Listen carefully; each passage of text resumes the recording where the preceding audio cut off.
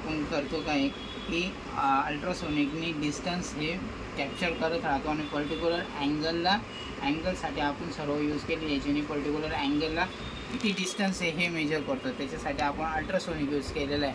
Ultrasonic mostly काय करतो, याच्यात एक ट्रान्समीटर राहतो, एक रिसिव्हर राहतो।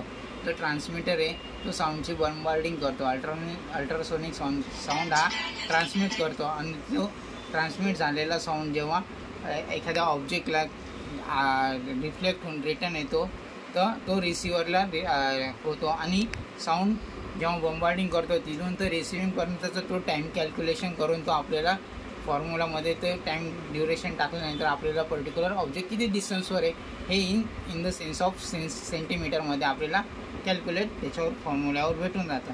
आणि नंतर सर्वांनी आपल्याला पर्टिक्युलर अँगलला 1 डिग्रीला 2 डिग्रीला आपल्याला किती डिस्टन्स भेटते ते मेजर करतो। त्याच्यासाठी आपण कंट्रोलर यूज केलेलं आहे। हे आपले झाले इनपुट आणि त्याच्यानंतर इनपुटची प्रोसेसिंग करण्यासाठी आपण यूज केलेलं आर्डिनो नॅनो। तर आर्डिनो नॅनो अल्ट्रासोनिकची रीडिंग आणि सर्वचा अँगल हा मेजर करून आपल्याला सिरियल मॉनिटरवर डाटा सेंड करतो। आता उरली गोष्ट हा फक्त डिस्टन्स आणि अँगल, सर्वचा अँगल आणि डिस्टन्स हा सिरियली आपल्याला सेंड करतो।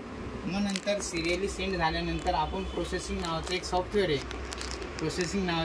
आहे, याच्यात एक ग्राफसाठी एक कोड दिलेला आहे, त्याची मी फाईल ऑलरेडी तुम्हाला देतोच आहे। तो पेस्ट